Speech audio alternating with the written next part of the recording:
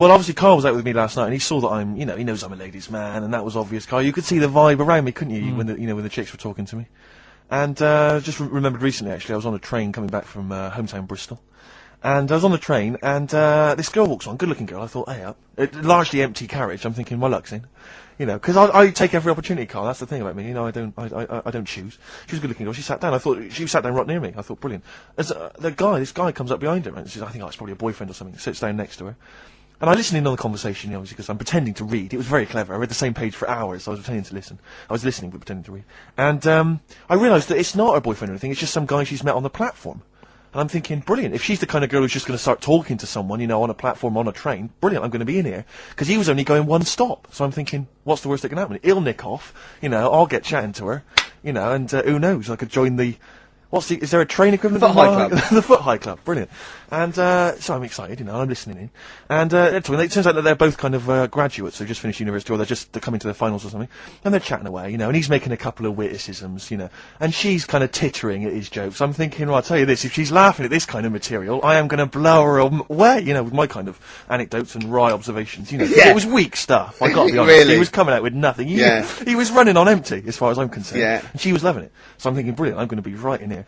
And then they get moving on to higher brow things, and I think she was going to study kind of Marxism or something like that, or communism, something. And she was asking him, by way of conversation, she was asking him what he knew about Marxism, And he was fumbling for his vague knowledge of it that he had in his life. And I'm just sat there thinking, come on, love, in any given capitalist environment, the proletariat will revolt against their oppression by the bourgeoisie, and after a brief period of socialist rule, emerges as a classist society governed by community cooperation. Well, if that sort of talk wouldn't get a woman hot, I don't know. I don't know what you'd use then. If Marx and Engels is not going to get a woman sweaty down below, then nothing is. Then my name is You're not just Steve biding Merchant. your time. Exactly. I'm just going to go in for the kill any minute. Yeah. So anyway, it comes to his stop, right? He gets off. I'm thinking this is a piece of cake, and he gets off, and off he goes. He walks off, and I'm thinking brilliant. And I thought, I'll wait. I'll wait till the train's pulled away. I'm not going to leap in straight away. No. And he comes back on the carriage, and I'm thinking, hang on a minute. He goes, listen, do you mind if I give you my email address, right? And if you want to get in touch, email me. I'm thinking, come on, you loser, get off now. Save your face, please, before it's too embarrassing. She accepts the email address because she obviously doesn't want to hurt his feelings, whatever. I'm thinking, fair enough. She's a good woman. I'm liking her. I'm loving her. I'm thinking that's my kind of girl. So anyway, he gets off. I'm sat there, the train pulls away. I'm thinking, I'll wait a few minutes, I'll just, give it some time. Her phone rings. It's her friend on the phone. And, she starts to it, and I was listening in, and she was going, just met a guy on the train. I'm thinking, that's true enough. She goes, he was a good-looking guy. I thought, you're having a laugh, love. To be honest.